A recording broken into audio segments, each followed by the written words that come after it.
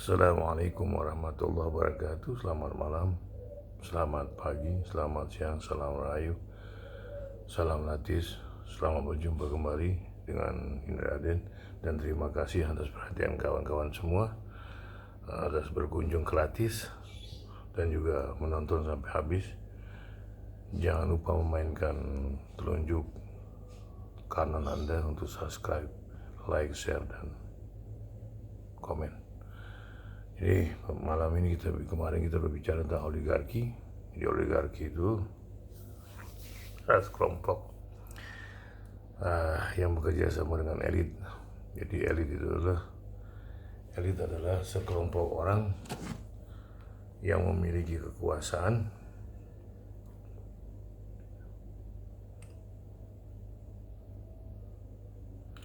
sekelompok kecil orang-orang yang berkuasa. Jadi elit itu adalah sekelompok orang kecil,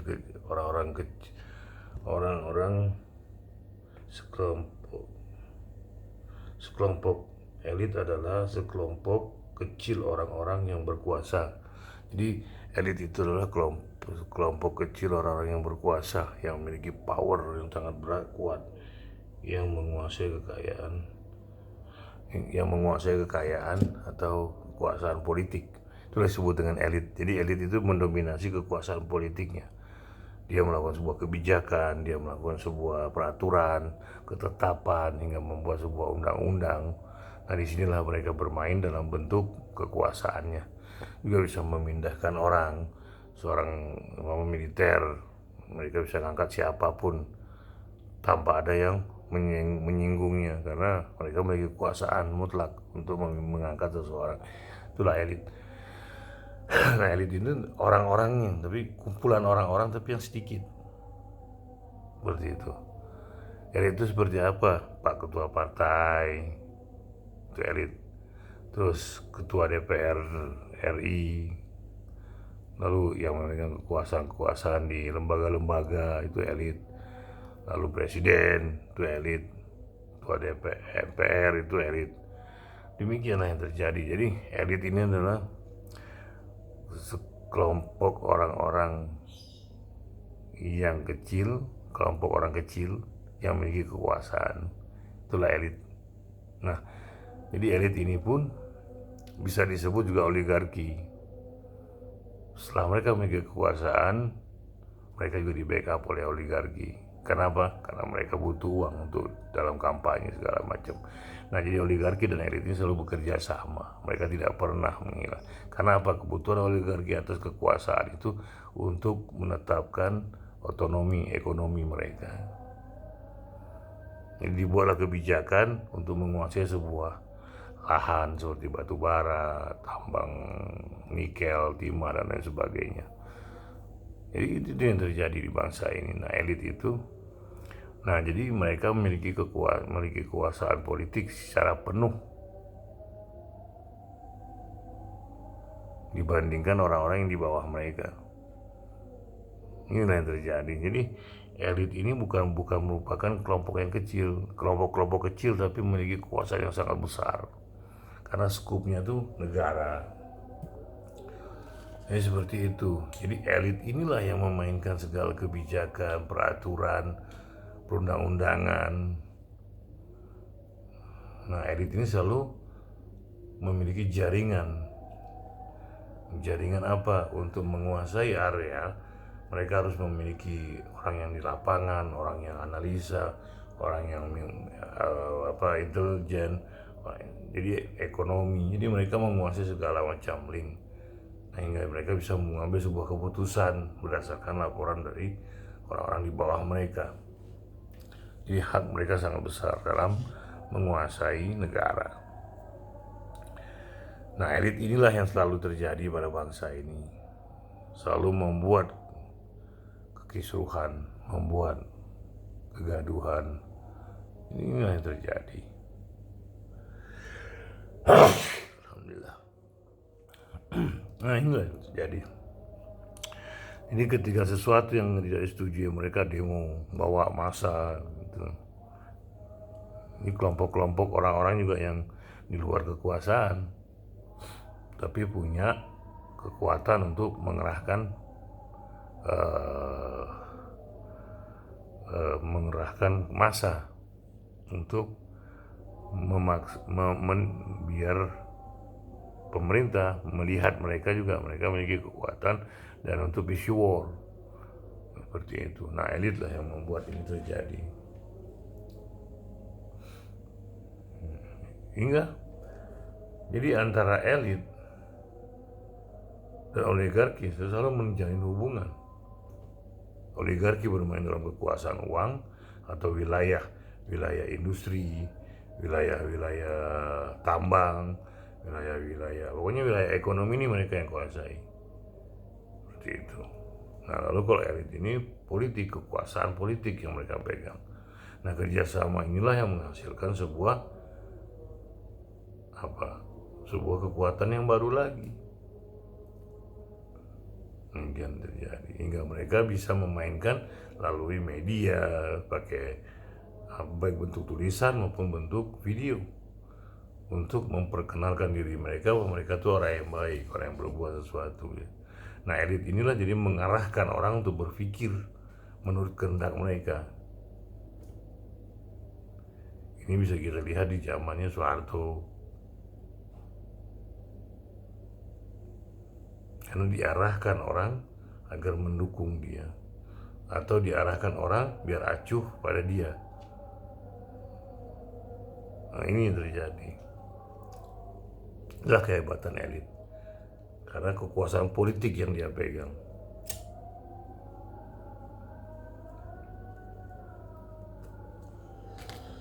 Setelah ekonomi dia pegang, hukum pun dia pegang lewat kekuasaan tadi. Jadi ekonomi, hukum itu adalah sebuah kebijakan politik yang dilakukan menjadi sebuah undang-undang. Seperti itu. Nah, dimainkanlah oleh elit ini. Nah, jadi jangan berpikir bahwa elit itu hanya sekedar menguasai, tidak. Satu orang presiden aja, dia tetap memainkan orang-orangnya. Untuk apa? Untuk orang masyarakat mendukung dia. Bisa juga masyarakat menjadi apapun dilakukan tidak salah. Itulah elit. Inilah kreasi yang sangat bagus. Nah, tapi itu bukan karena diri dia, tapi ada orang-orang yang pernah berbuat hal yang sama pada presiden-presiden sebelumnya, atau mereka mempelajari gerak cara berpolitik bangsa lewat apa budayanya. Apa budaya itu? Itu tadi, bahwa masyarakat itu berpikir dalam tingkatan ini, kebutuhan mereka ini, cara berpikirnya seperti ini,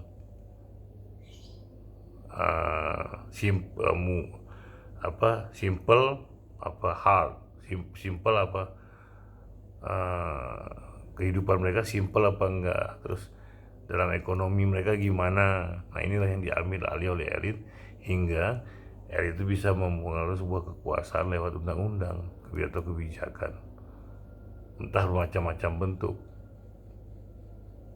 hingga kekuasaan mereka itu dikeluarkan lewat undang-undang ini semua.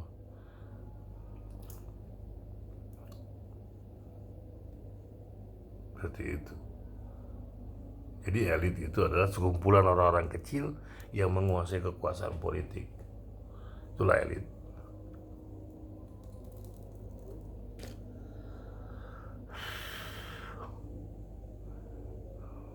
Nah, jadi setiap kebijakan mereka selalu berkompromi dengan orang-orang yang memiliki kekuasaan uang, oligarki. Karena apa? Karena oligarki ini memberikan dana ketika saat kampanye dulu. Nah, bagaimana balas jasanya? Elit dan oligarki itu bekerja sama. Untuk apa? Untuk menguasai bidang-bidang yang mereka kerjakan. Tembaga, nikel, timah, pabrik, dan segala macam hal yang berkaitan yang lebih besar-besar yang menyangkut kehidupan bernegara ini. Jadi seperti itu, dipermudah lewat kebijakan yang dikeluarkan oleh elit. Seperti itu. Nah, jadi inilah yang membahayakan bangsa ini. Karena masyarakat bawah ini selalu melihatnya ketika kebutuhan mereka terpenuhi sudah selesai. Seperti itu. Nah, tapi ketika ada gangguan dari elit sedikit yang mengganggu diri mereka, mereka melawan. Nah, jadi elit ini selalu menggunakan pola-pola kondisi masyarakat. Seperti itu. Mereka harus cepat menyelesaikan kondisi masyarakat. Apalagi bila eh, problem yang dihadapi itu sangat mengundang massa yang sangat besar. Seperti itu. Mengundang massa sangat besar hingga mengganggu tata tertib lalu lintas, mengganggu tata tertib politik karena berhari-hari dilakukan, berulang-ulang dilakukan. Nah, sementara massa ini kebanyakan dibawa oleh yang bertentangan dengan elit.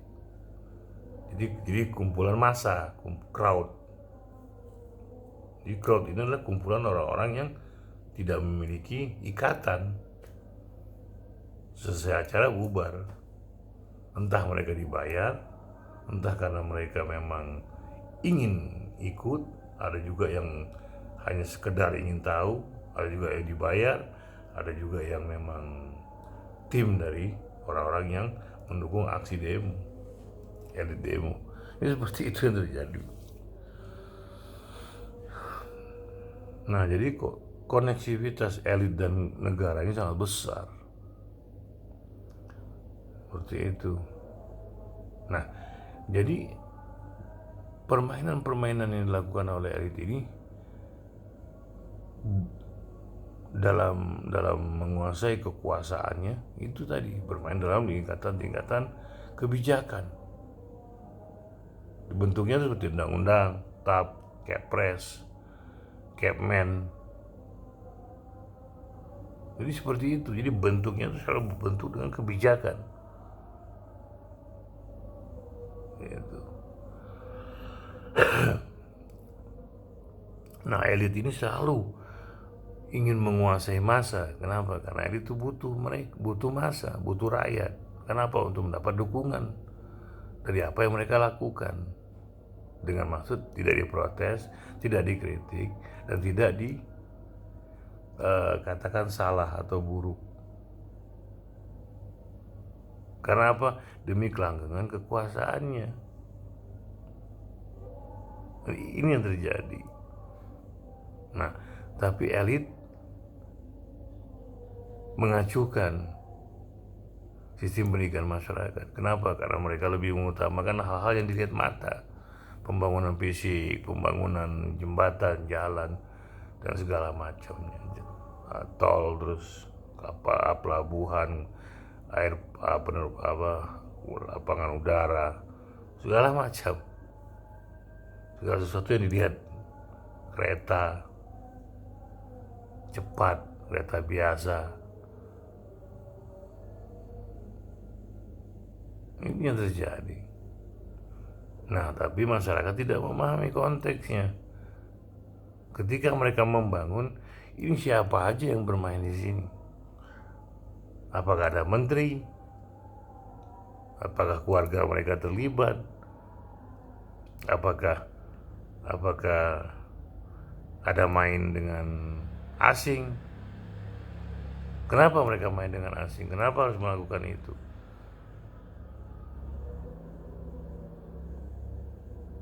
Apakah perusahaan menteri yang ikut terlibat di situ? Nah, ini harus kita pahami bersama. Dengan tujuan apa? Untuk kesejahteraan bersama. Jadi bukan hanya sekedar aksi demo lalu kita bubar, tidak, tapi memiliki arti untuk generasi berikutnya. Ini tujuan dari sebuah aksi-aksi yang dilakukan untuk kebaikan bersama.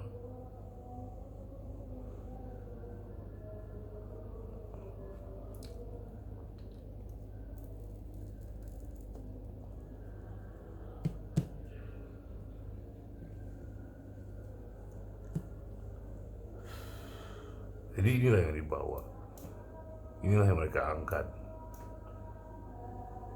Nah, tapi elit ini selalu membiarkan masyarakat menjadi awam. Hingga apa? Ketika elit melakukan sebuah aksi, masyarakat tidak paham. Yang penting kebutuhan masyarakat terpenuhi. Nah, ini masalah.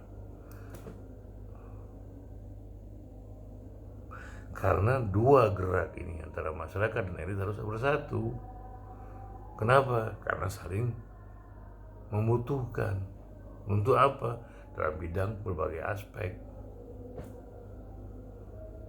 Masyarakat butuh kebijakan untuk perbaikan semua apa yang mereka kurang, dan masyarakat bisa memprotes apa yang tidak dipenuhi oleh elit terhadap mereka. Seperti itu.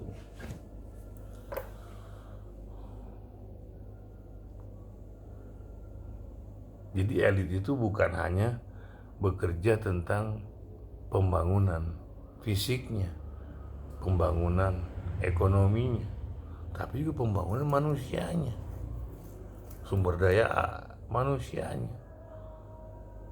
Seperti itu. Nah, ini harus dilakukan oleh elit.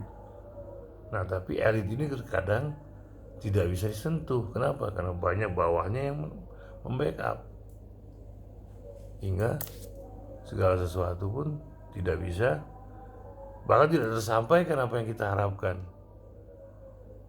Seperti itu. Karena berlakunya ABS ini masih kuat di bangsa ini. Asal Bapak senang, puja-puji, hormat, apapun namanya itu. Seperti itu.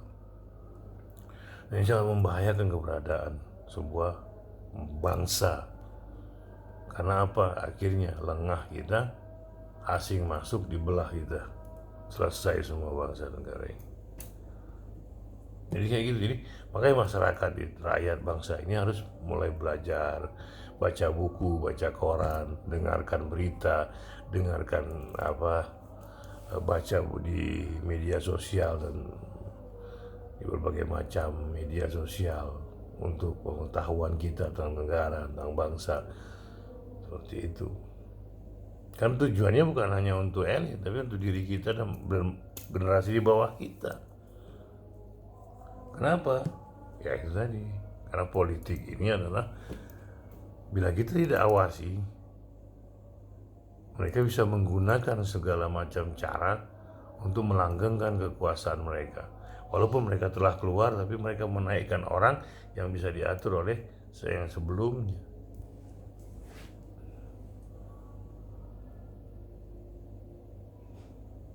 Jadi seperti itu.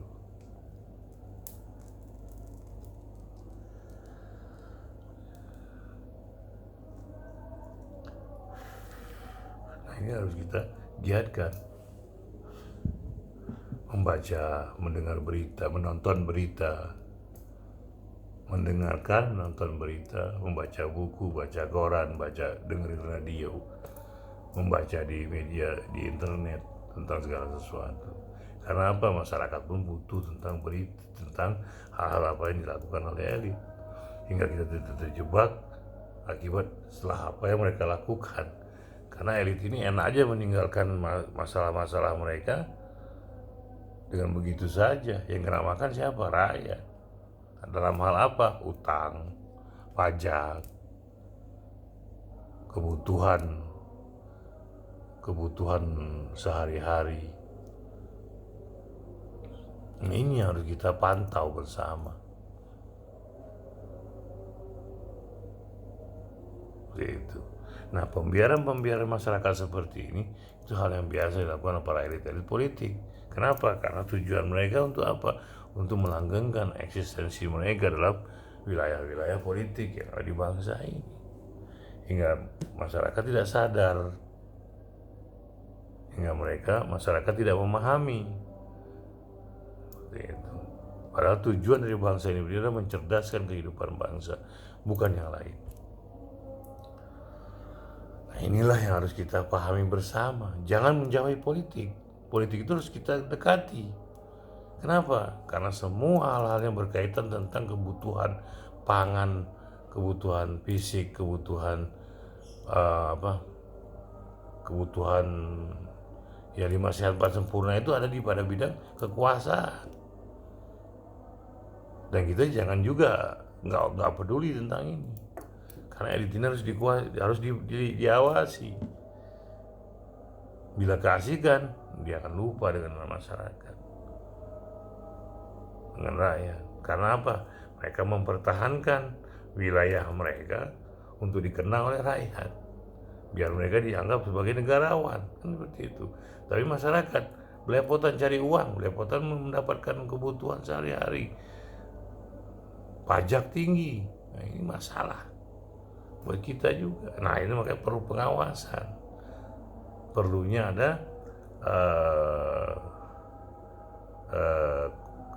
watching counter, ini pengawasan, perlawanan terhadap pengawasan, biar mereka tidak menyimpang.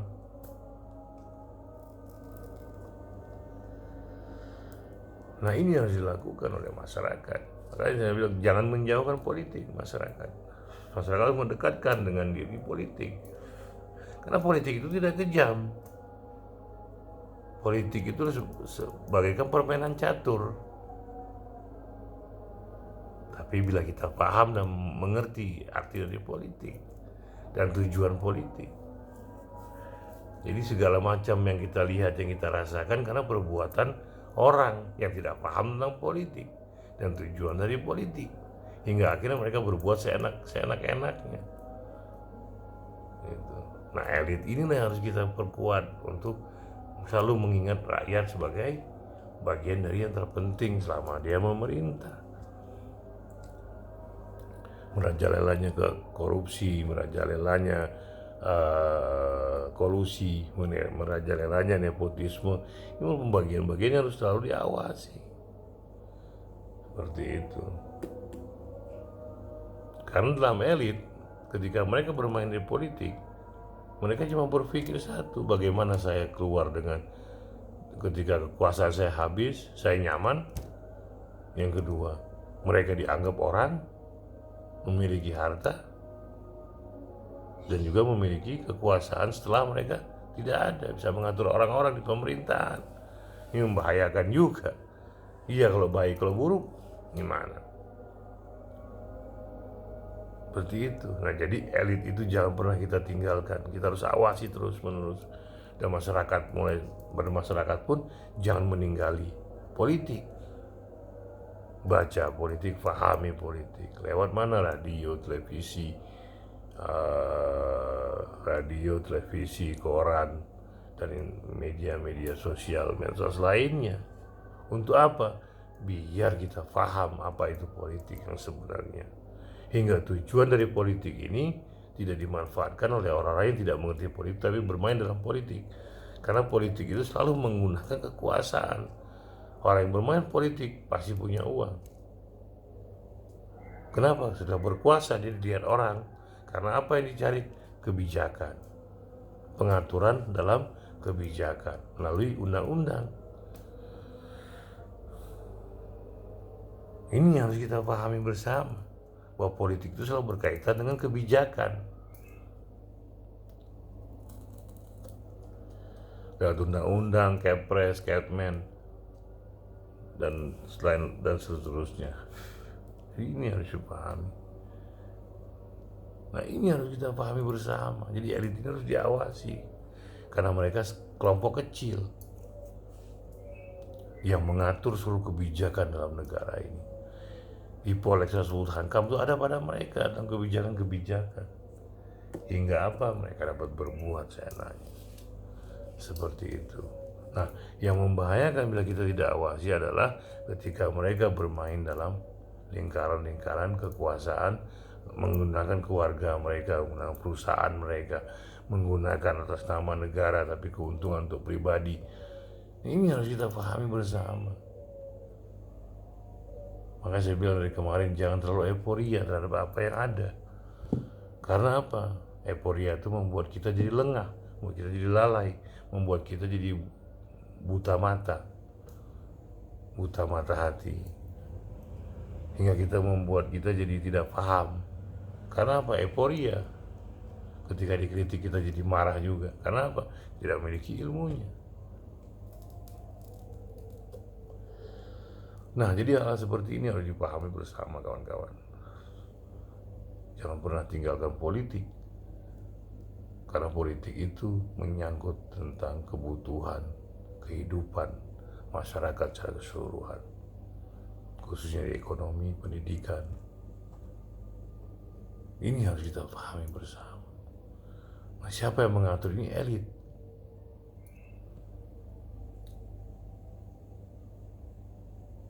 Seperti itu. Nah, elit inilah yang menguasai seluruh area dalam mengatur kebijakan negara, baik internal maupun eksternal, baik geopolitik maupun geostrategis.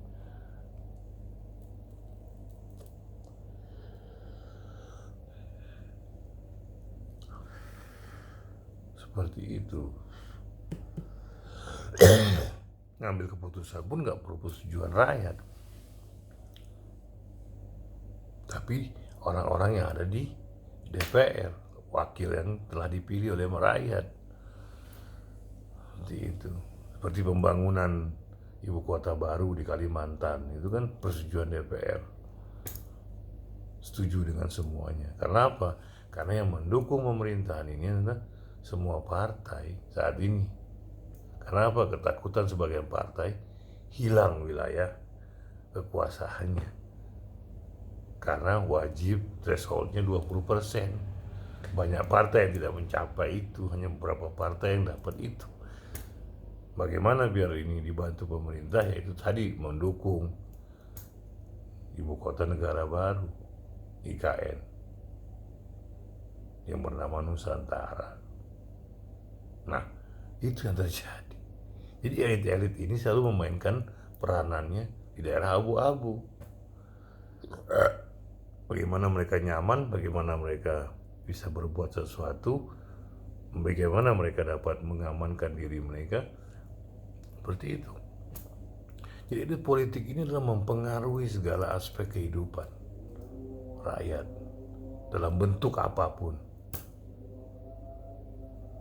Nah, bila ini kita nggak awasi, kacau semuanya. Nah, makanya masyarakat jangan tinggalkan politik. Masyarakat harus belajar politik melalui apa? Yaitu tadi, media sosial, medsos. Bertanya pada orang yang ngerti politik. Jangan bertanya pada orang-orang yang tidak memahami apapun. Sama aja bohong. Demikian juga para ustadz juga harus paham tentang politik. Agamawan yang lain juga harus paham tentang politik. Seperti itu. Karena mereka membawa orang-orang yang ada di bawah mereka, masyarakat, rakyat banyak. Ini demikianlah teman-teman, bahwa elit itu adalah orang sekelompok kecil yang menguasai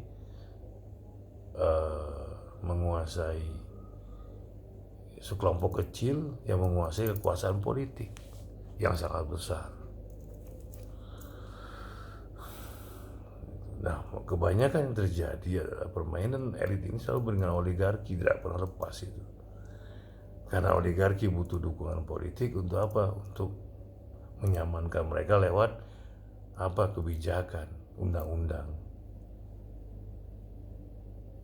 Karena politik dalam sebuah keputusan itu mengikat seluruh orang. Itulah politik maknanya. Nah, ini yang kita pahami. Makanya walaupun yang saya bawa tidak populis, ya saya harus bawakan ini biar masyarakat memahami dulu. Nanti lama-lama saya akan kembangkan apa yang terjadi di tengah masyarakat melalui analisa politiknya. Tapi dari awal sampai sekarang ini saya hanya bicara tentang hal-hal yang dasar. Nah, ini harus saya bawa terus-menerus. Dan ini terus saya tekankan. Seperti itu. Yang mau subscribe silakan, yang mau like silakan, yang mau share silakan, yang mau komen silakan. Yang tidak pun tidak masalah. Seperti itu. Nah, inilah yang tujuan saya untuk membuat Latis ini. Jadi masyarakat jangan meninggalkan politik. Karena apa? Semua urusan kehidupan masyarakat atau rakyat itu berada di tangan kekuasaan politik yang dibuat oleh elit ini. Nah, demikianlah teman-teman semua. Jadi pemahaman terhadap elit ini harus kita pahami, dan juga demikian peranan elit terhadap masyarakat juga kita harus pahami. Setelah saya bahas tadi, dan juga kekuatan elit dalam masyarakat itu juga sangat kuat. Kenapa? Karena mereka selalu bermain dalam hal-hal yang ilusi. Jadi kumpulin massa, membuat sesuatu hal, mau dilakukan mau tidak itu urusan nanti, kan seperti itu. Dalam pemilihan anggota dewan, pemilihan presiden, pemilihan gubernur, janji-janji aja. Nah, setelah tidak sudah menjabat, lupa dengan janjinya, apa yang terjadi? Masyarakat cuma ngomel biasanya. Nah, ini jangan terjadi lagi. Jadi rakyat itu harus berani melawan, berani mengungkap, biar apa? Tidak jadi korban terus menerus. Tapi kalau baik ya dukung, tapi kalau nggak baik ya lawan. Seperti itu. Nah, untuk hal tersebut kita harus pahami lewat media sosial, lewat diskusi, lewat bertanya pada orang yang ngerti politik, lewat tulisan-tulisan yang kita baca, lewat buku. Nah, ini harus kita mulai. Jadi masyarakat itu jangan jauhkan politik. Politik itu tidak ruwet. Yang ruwet itu adalah orang-orang yang mengatakan politik itu ruwet. Karena mereka apa? Mereka tidak ingin ada kesadaran dalam rakyat dalam menguasai negara ini. Bila rakyat sadar, maka tidak akan seperti ini. Para politisi ini juga nggak akan main-main. Mereka akan serius melakukan sesuatu hal yang rakyat inginkan. Karena apa? Mereka bergantung pada rakyat lewat pemilihan. Tapi bila tidak, maka mereka akan bermain terus-menerus. Karena apa? Rakyat tidak disadarkan. Nah, elit politik selalu bermain dalam tingkatan itu tadi, pembangunan yang dilihat dengan mata,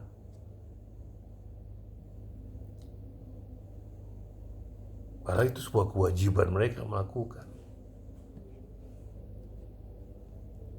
Kewajiban, karena amanah yang harus mereka lakukan. Karena masyarakat itu selalu butuh itu.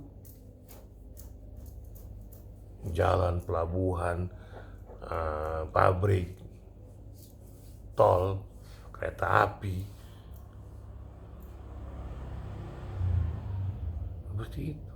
Mobil, pesawat, pelabuhan, airport, terminal, ya itu memang dibutuhkan sehari-hari. Jadi elit ini harus jangan ulang-ulang bahwa mereka berjasa terhadap itu. Tidak, elit itu justru berbuat itu karena mereka memang punya tugas itu.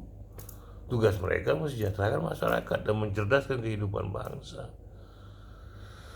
Tapi yang dilupakan selalu kehidupan bangsa ini, mencerdaskan kehidupan bangsa, tapi mensejahterakan selalu mereka lakukan, tapi tidak dengan kecerdasan bangsa. Kenapa? Karena sistem pendidikan selalu berganti, selalu mencari identitas, bagaimana caranya biar pendidikan maju, ya. Mencari terus, tapi dalam setiap kebijakan berganti lagi. Gimana ini terjadi? Seperti itu. Nah, demikianlah teman-teman semua, bahwa kebutuhan jadi elit itu adalah sekelompok orang kecil yang menguasai kekuasaan politik di bangsa ini. Nah, elit ini bukan hanya pemerintah, presiden, menteri, tapi juga di luar dari mereka pun ada elit-elit mereka sendiri. Partai punya ketua, itu elitnya. Kelompok kecil seperti apa? Ketua, sekjen, bendahara, inilah elit-elit mereka. Demikian juga ulama juga punya elit-elitnya sendiri. NU punya elit-elit sendiri. Mahasiswa punya elit-elit sendiri. Jadi elit itu bukan hanya sekedar yang bersifat kepada pemerintah, tapi disifati juga kepada orang-orang yang memiliki kekuasaan di luar pemerintah. Seperti itu. Nah, demikianlah teman-teman untuk hari ini, bahwa elit ini adalah sekumpulan kecil orang-orang yang menguasai kekuasaan politik Demikianlah teman-teman semua. Jadi masyarakat, rakyat juga jangan pernah meninggalkan politik, karena politik itu menyangkut kehidupan masyarakat banyak. Oke, demikianlah teman-teman semua. Sampai di sini pembicaraan kita malam ini. Terima kasih atas kehadirannya. Terima kasih atas like, subscribe, share, dan komennya. Demikian juga terima kasih atas kesediaan menonton dari awal hingga akhir. Semoga kawan-kawan semua selalu sehat, bahagia, dimudahkan rezeki, diberikan keridhaan oleh Allah atau Tuhan Yang Maha Kuasa, dan juga diberikan nikmatnya. Demikianlah teman-teman semua. Terima kasih atas perhatiannya. Assalamualaikum warahmatullahi wabarakatuh. Selamat malam, selamat siang, selamat pagi, dan juga salam rahayu, salam latis. Terima kasih.